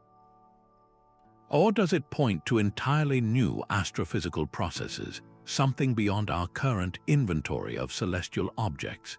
Every time we build a more powerful telescope, like the James Webb Space Telescope, we resolve a little more of this background glow into individual points of light, those faint, dusty galaxies. Yet a portion of the excess always remains, a persistent signal that there is always something fainter, something more mysterious, waiting just beyond our vision. What is truly lighting up the cosmos in this invisible, thermal light? It is a final, haunting reminder that even the empty blackness of space is not empty at all, but filled with the warmth of countless unseen suns and perhaps stranger things, a last testament to the universe's hidden depths before we confront the ultimate anomaly. Even the weight of a fundamental particle can shake the foundations of physics. In a recent, monumental analysis, the CDF collaboration at Fermilab announced a measurement of the W boson mass that sent ripples through the entire field. This particle, one of the carriers of the weak nuclear force, was found to be significantly heavier than the supremely precise predictions of the Standard Model. The discrepancy is tiny, just a fraction of a percent, but in the world of high-energy physics, where calculations are honed to an incredible fineness, it is a glaring red flag. If this result holds, it suggests that something is missing from our equations, that unseen particles or forces are subtly influencing the W boson's properties. Collider physicists explain that the mass of the W boson is not a standalone number. It is deeply intertwined with the masses of the top quark and the Higgs boson through a delicate mechanism known as electroweak symmetry breaking. This is the process that gives these particles their mass, and it is exquisitely sensitive to quantum corrections. Think of the W boson's mass as a final sum on a cosmic balance sheet. The Standard Model provides a precise calculation for that sum, but that calculation includes contributions from every known particle. If the measured mass is different, it implies there are entries on the ledger we have not yet accounted for, particles we have not discovered that are ever so slightly tipping the scales. The experimental feat to make this measurement is staggering. The CDF team analyzed a decade's worth of data from trillions of particle collisions in the Tevatron Collider. They studied the precise decay products of the W boson, reconstructing its mass with a precision that feels almost impossible. Yet, the plot thickens because this result is in tension with other precise measurements, most notably from the TLAS experiment at the Large Hadron Collider, which found a value much closer to the Standard Model prediction. This conflict means the physics community is not yet ready to declare a revolution. The data itself is under intense scrutiny, with experts carefully checking for hidden systematic errors or subtle biases in the analysis. History provides a compelling guide here. The Standard Model itself was solidified by the discovery of missing pieces predicted by earlier anomalies. The charm quark was found after a similar tension in kaon decays, and the top quark's immense mass was predicted from its quantum effects on the W boson and other particles long before it was directly observed. Could this current anomaly be a similar harbinger? The excitement revolves around possibilities like supersymmetry, a theory that proposes a shadow partner for every known particle, whose quantum effects could easily account for this extra mass. Or it could point to new types of Higgs bosons or exotic forces operating at scales we have not yet probed. So could this tiny mass shift, this whisper from a world of colliding particles, be the thread that finally unravels the Standard Model? As we stand back and look at the collective weight of these 28 cosmic mysteries, from the ghostly tug of dark matter to the anomalous wobble of the muon, and now the unbalanced weight of a force-carrying particle, a profound pattern emerges. Each anomaly on its own is a puzzle, but together they form a chorus, a rising chorus of evidence that our current understanding of the universe, for all its power and precision, is incomplete.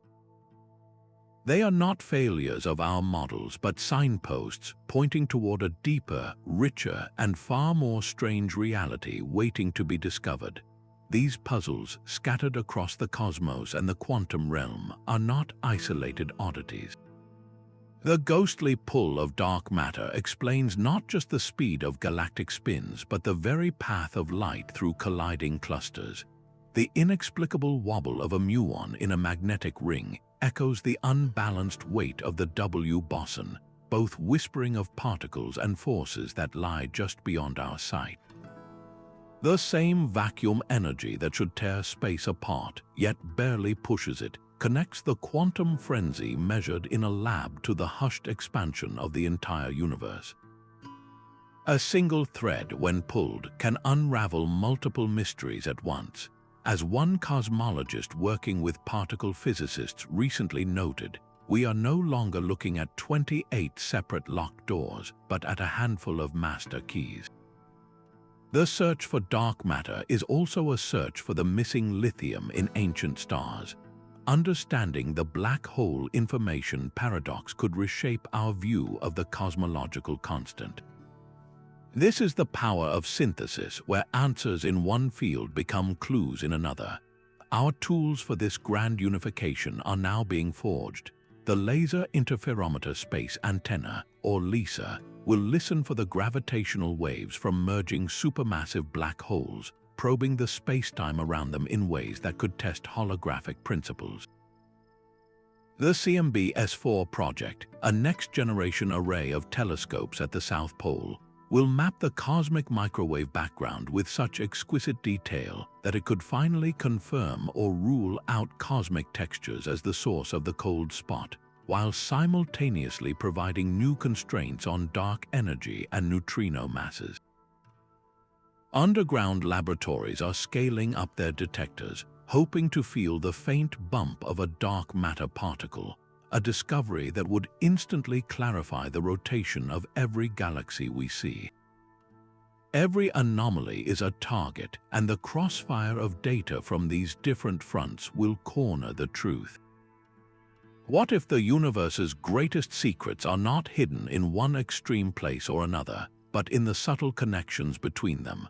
The next great leap in physics may not be a single eureka, a moment in a collider or at a telescope, but a collective realization, a pattern recognized across all these domains, pointing toward a reality far more interconnected and strange than we ever dreamed.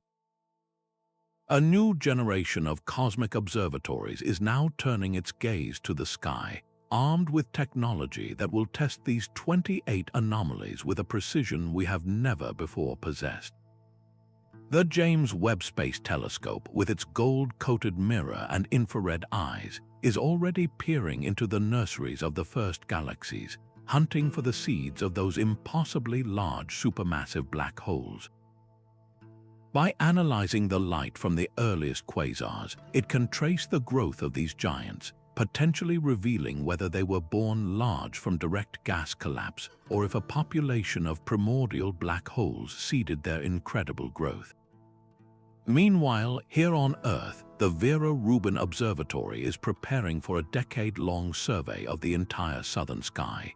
Its primary mission is to map the distribution of dark matter in 3 dimensions by observing how the gravity of invisible mass warps the images of billions of galaxies. This immense map will also be our best chance to find Planet 9, if it exists.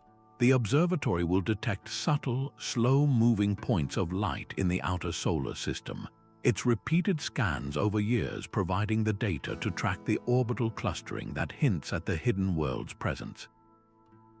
A project scientist for the Rubin collaboration notes that its first full-depth image of the entire available sky will be a moment of truth, a dataset so vast it could contain the answer to multiple cosmic riddles at once. Across continents, the Square Kilometre Array, or SCAR, is being constructed as a forest of radio antennae that will act as a single, colossal ear. It will be able to pinpoint the locations of fast radio bursts with such accuracy that it can immediately identify their host galaxies, determining if they originate from magnetars in turbulent dwarf galaxies or from environments we have not yet conceived. Its sensitivity will allow it to detect the faint, swirling signals from the cosmic dawn, potentially hearing the birth of the very first stars. The technological leap enabling these searches is staggering. The James Webb Telescope operates at temperatures only a few tens of degrees above absolute zero, allowing it to see the faint heat of the most distant objects without being blinded by its own infrared glow. The Vera Rubin Observatory uses a camera with such a massive resolution that it would take over 1,500 high-definition television screens to display just one of its full images. The SKA will process more data in a single day than the entire Internet currently carries. Imagine a near future where data from the Rubin Observatory confirms a specific clustering of distant Kuiper belt objects, and a team of astronomers points the James Webb Telescope in that exact direction, capturing the first faint thermal signature of Planet 9 within the next decade. Or picture the moment a laboratory detection of a dark matter particle, perhaps a WIMP or an action, is announced, and within hours, astrophysicists cross-reference that particle's properties with the dark matter maps from Rubin, finally understanding how this invisible substance sculpts the universe. The Hubble tension could be resolved not by one instrument, but by a consensus of data, as independent methods from gravitational wave astronomy and new CMB experiments converge on a single, definitive value for the expansion rate. With this flood of new evidence, which of our cosmic puzzles will be the first to crack? Will it be the lithium problem, solved by a new understanding of stellar physics from Webb's spectra of ancient stars? Or the Muon G2 anomaly, confirmed by even more precise particle collider data?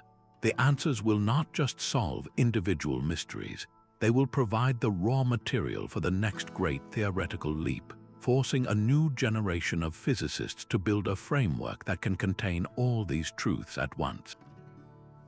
Theoretical physics now stands at a precipice, its established models straining under the weight of cosmic contradictions. To bridge this gap, physicists are crafting frameworks of breathtaking ambition, mathematical architectures designed to house all of reality under one roof. String theory proposes that the fundamental constituents of the universe are not point-like particles, but unimaginably tiny, vibrating strings. The different notes these strings play manifest as the various particles and forces we observe.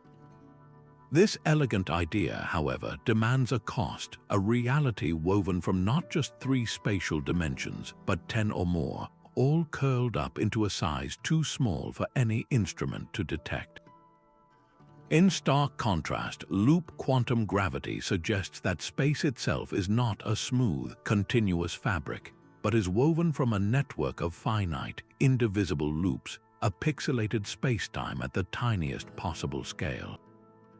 Then there is emergent gravity, championed by physicists like Eric Verland, which posits that gravity is not a fundamental force at all, but an emergent phenomenon, a thermodynamic consequence of the information stored on the holographic surfaces that bound our universe, much like the way temperature emerges from the collective motion of molecules. These approaches are not mere mathematical exercises. They are direct responses to the anomalies we see. The black hole information paradox finds a potential home in the holographic principle, a concept born from string theory's AD/S/CFT correspondence, which suggests that our 3-dimensional reality could be a perfect projection from a 2-dimensional information shell at its boundary.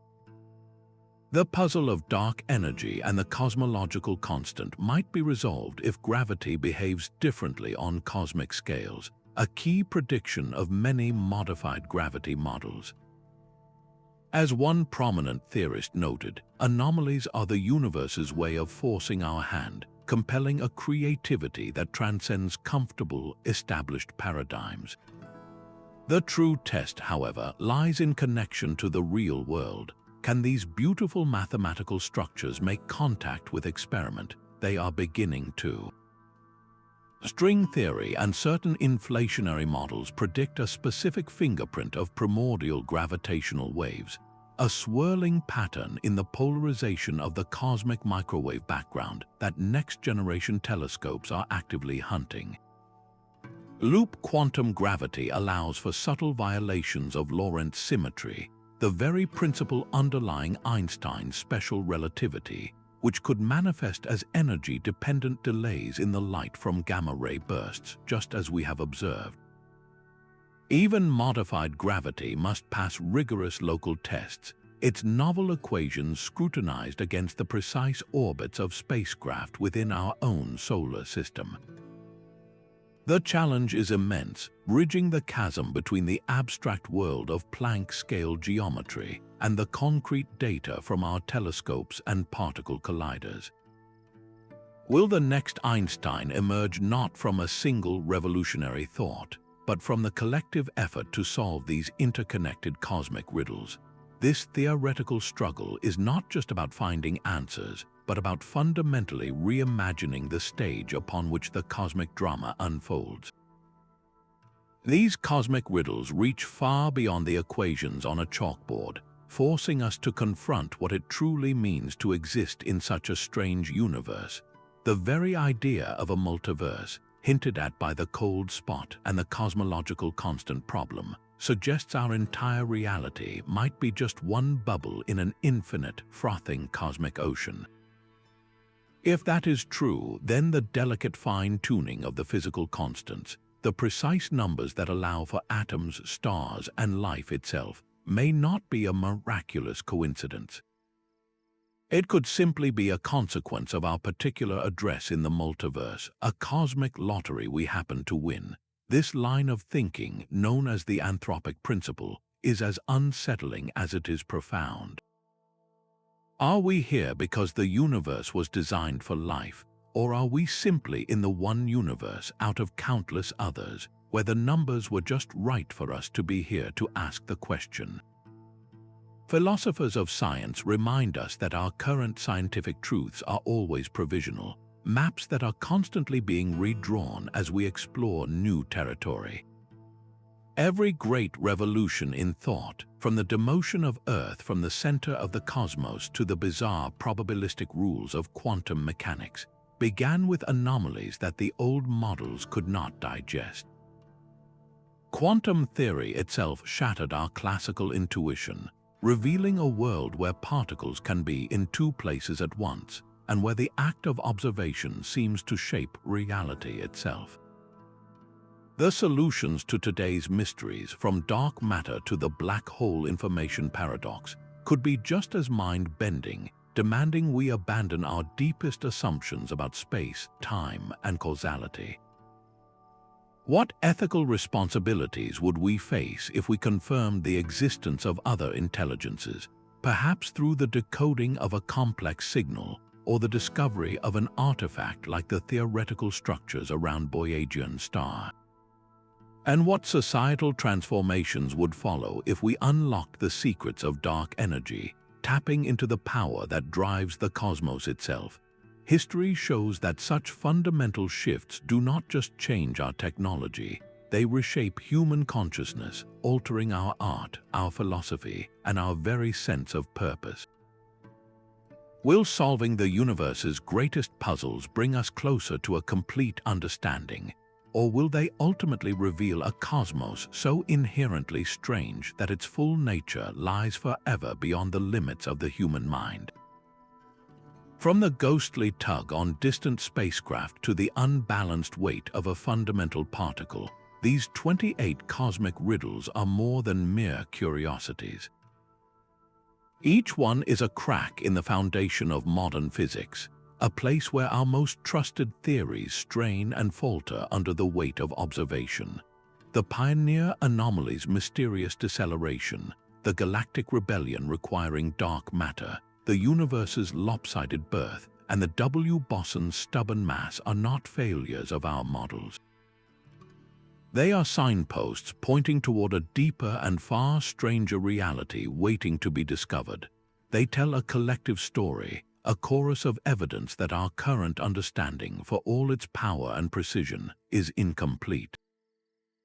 This chorus urges us to look deeper, leveraging the twin engines of observation and theoretical creativity to rewrite the very laws that govern reality. It is in these cracks that new discoveries await, where the next great leap in human knowledge will be forged. This quest, driven by pure curiosity, is what pushes the boundaries of the known. The potential locked within these puzzles is immense, promising not just new theories, but technologies and insights we cannot yet imagine, born from a fundamental reshaping of our place in the cosmos. The astronomer Carl Sagan once reflected that somewhere, something incredible is waiting to be known. That incredible something is hidden within these 28 mysteries, in the dark matter halos, the quantum foam, and the silent, vast stretches between the stars. The journey to find it is the most exciting story ever told. If these cosmic puzzles have sparked your own curiosity, consider subscribing to continue exploring the universe's deepest secrets with us. We would love to hear which of these anomalies captivates you the most, so share your thoughts in the comments below. The quest to understand our strange and wonderful universe is a story we are all writing together. If these cosmic puzzles have reshaped your view of reality, let that curiosity be your guide. Show your support for this journey into the unknown by liking this video if any of these 28 anomalies sparked a sense of wonder. Your engagement fuels this channel's mission to explore the furthest edges of space and time. To ensure you never miss our next deep dive, subscribe and tap the notification bell, because our upcoming investigations will tackle even more profound mysteries, from the nature of quantum entanglement to the search for life beyond Earth. We want to hear from you directly, so tell us in the comments which of these cosmic riddles you find most compelling. Is it the ghostly tug of dark matter, the flickering enigma of Boyajian's star, or the unbalanced weight of the Boson that keeps you up at night? Share your thoughts and any other cosmic puzzles you are curious about, and let's build a community discussion right here, unraveling the universe's greatest secrets together. If you know someone who would love to explore how physics is being rewritten, share this video with them. The more minds we have pondering these questions, the closer we get to the answers. For more on these topics, our channel has entire playlists dedicated to dark matter documentaries and black hole breakdowns, all waiting for you to explore. The universe is a vast and wondrous place, filled with mysteries that defy our current understanding. By questioning, exploring, and sharing what we find, we become active participants in the greatest story ever told, uncovering the secrets of reality, one astonishing anomaly at